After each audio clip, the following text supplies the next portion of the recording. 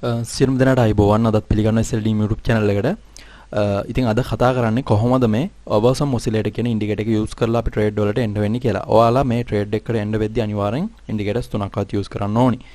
හරි අපි බලමු කොහොමද මේ අවසම් ඔසිලේටර් කියන ඉන්ඩිකේටර් එක යූස් කරන්න කියලා. ඊට කලින් මතක් කරන්න තියෙන තාමත් අපි subscribe කරලා නැත්නම් subscribe කරලා අපිත් එක්ක එකතු වෙන්න. ඒ වගේම අපේ playlist වලට ගිහිල්ලා බලන්න expert option video series එකේ පළවෙනි videos ටික කොහොමද moving average එක සහ alligator කියන indicator use කරන්න කියලා ඒකේ කියලා දීලා තියෙනවා. දැන් අද කතා කරන්නේ අවසම් oscillator කියන indicator එක ගැන.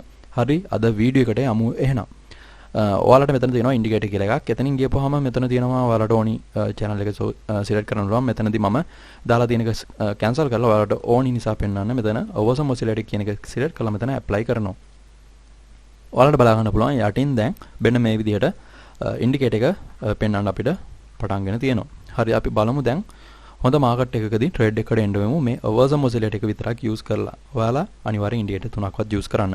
හරි.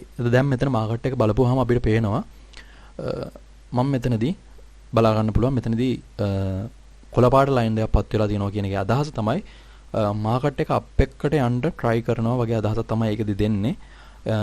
අපි බලමු ඒ වුණාට මොකද වෙන්නේ කියලා. මෙතනදී දැන් රතු පාට වෙලා තියෙනවා බලන්න පුළුවන්. ඒ වගේම ඉස්සෙල්ලාම අපි බලන්න ඕනේ ඉස්සෙල්ලාම මාකට් එක දිහා බලන්න ඕනේ මොන වගේ මාකට් එකක්ද මේ වෙලාවේ තියෙන්නේ කියලා. මෙතනදී ලොකුම ලයින් එක මේක පහළම ලයින් එක වෙන්න මේක විදිහට තමයි දැන් අපිට බලන්න වෙන්නේ. ඒ වගේම මෙතනදී ඔයාලට බලා ගන්න පුළුවන් අර දෙක තමයි පහළම සහ ඉහළම ලයින් දෙක. ඒ දෙකට තමයි දැන් මේ මාකට් එක growth වෙන්නේ. දැන් මෙතනදී අපි බලන්න ඕනි වැදගත්ම දේ තමයි දැන් ඔයාලට බලා ගන්න පුළුවන් මාකට් එක down. මෙතනදී කොළ පාට එක ඉහළටම ගිහිලා තියෙනවා. ඒ වගේම ඉහළටම ගිහිල්ලා ඊළඟට පටන් තියෙනවා රතු පාට එක පහළට එන්න.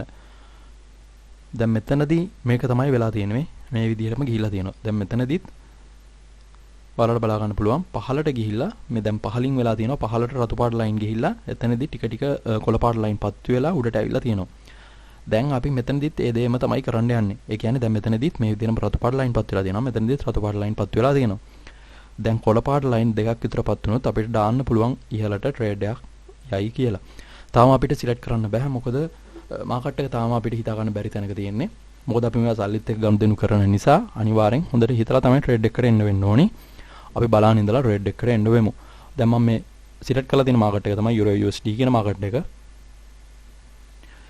අපි බලලා මාකට් එකට එන්න වෙමු. හරි. තාම නැහැ. තැනක් එන්න බෑ අපිට. අපි බලනිමු මොකද වෙන්නේ කියලා. ඔයාලට බලා ගන්න පුළුවන් රතු පාට ලයින් තමයි දිගටම තියෙන්නේ. අපිට පුළුවන් මාකට් එක නෙවෙයි මේක ට්‍රේඩ් කරන්න. අපි බලලා හොඳ ට්‍රේඩ් එකකට එන්න වෙමු. හරි. දැන් ඔයාලට බලා ගන්න පුළුවන් මාකට් එක ටිකක් මෙතනින් අප් වුණා. හැබැයි මෙතන මොකුත් පෙන්වන්නේ නැහැ. මේ අවසම් ඔසිලේටර් එකේ ටිකක් වෙලා යනවා අපිට සිග්නල් එක දෙන්න. අපි බලමු තව ටිකක් වෙලා මොකද වෙන්නේ කියලා.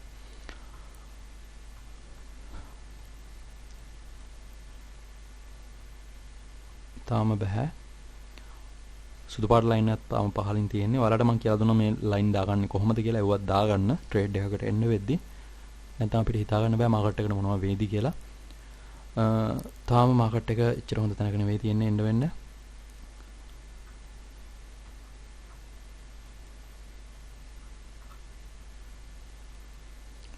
මෙතනදී මේ විදිහට පෙන්වුවාට ඒක එච්චර හොඳ දෙයක් නෙවෙයි. ඒක අපි බලන්න ඕනේ මෙන්න මේ සුදු පාට ලයින් එකත් එක තමයි මේක බලන්න ඕනේ. අනිවාර්යෙන් මේක ඩවුන් වෙනවා පහළට. මොකද සුදු පාට ලයින් එක ටච් කරන්න ඕනි.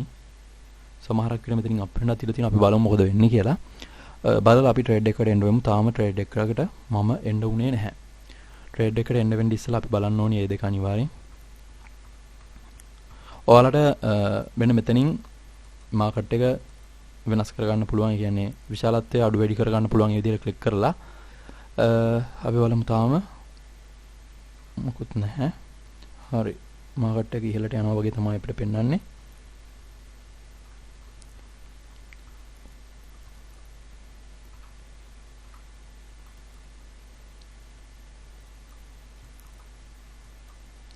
අපිට මෙතනදී සිග්නල් එකක් දීලා නැහැ තාම.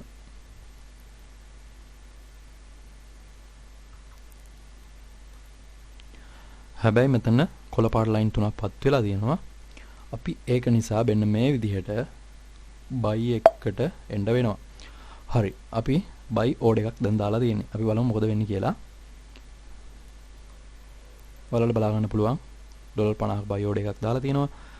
green candle පත් වෙලා තියෙනවා. දැන් මේක ටික ටික ඉහළට යනවා. මම trade එක ගත්ත තැන ඔයාලා දැක්කා. ගත්තේ මෙන්න මේ විදිහට candles 3ක් විතර මෙතනදී හැදෙද්දි තමයි trade එකට එන්න උනේ. අපි බලමු මොකද වෙන්නේ කියලා. තාම අපිට කියන්න බෑ මොකද මේ මාකට් එකේ තාම අවදානම් මාකට් එකක්. අපි බලනිමු මොකද වෙන්නේ කියලා. ඔයාලා බලා ගන්න පුළුවන් රතු පාට කැන්ඩල් එකක් පත් වුණා. හැබැයි මාකට් එක අප් විය යුතුයි. මෙතනදී සුදු පාට එක ටච් කරලා තියෙනවා. බලමු මොකද වෙන්නේ කියලා. රතු පාට ලයින් යන්නේ. ඔයාලට බලා ගන්න පුළුවන් එක. හරි දැන් කොළ පාට ලයින් එකක් පත් වුණා.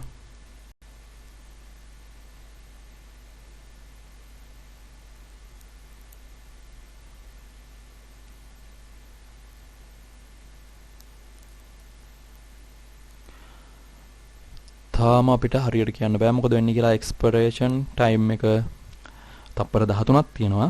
තප්පර 12යි 11යි 10යි 9යි 8යි 7යි 6යි 5යි 4යි 3යි 2යි 1යි වින්. හරි ඔන්න ඔය විදිහට තමයි අපි මෙන්න මේ අවසම ඔසිලේටර් එක යූස් කරලා ට්‍රේඩ් එකකට එන්න වෙන්නේ.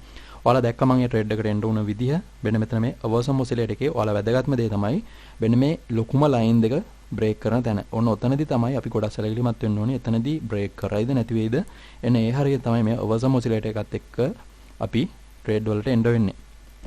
ඔන්න ඔය විදිහට තමයි අවසම ඔසිලේටර් එක යූස් කරන්නේ. කැමති අය try කරලා බලන්න. අවසම ඔසිලේටර් එක විතරක් යූස් කරලා ට්‍රේඩ් වලට එන්න වෙන්නේ. ඔය විදිහට තමයි ඒ අවසම ඔසිලේටර් කියන ඉන්ඩිකේටර් එක යූස් කරන්නේ. හරි එහෙනම් ඊළඟ වීඩියෝ එකකින් අපි හම්බෙමු. ඊළඟ වීඩියෝ එකකින් මම ඔයාලත් එක්ක කතා කරන්න බලාපොරොත්තු වෙනවා. තුනට තියෙනවා මේ ෆ්‍රැක්ටල් කියලා එකක් සහ ඊළඟට තියෙනවා MACD කියලා එකක්. මම මේ MACD කියන channel එක ගැන තමයි ඔයාලත් එක්ක ඊළඟට කතා කරන්න බලාපොරොත්තු වෙන්නේ. MACD මතක තියාගන්න. එහෙනම් ඊළඟ වීඩියෝ එකකින් හම්බෙමු. හැමෝටම සුබ දවසක්. අලුත් වීඩියෝ එකකින් ඊළඟට හම්බෙමු.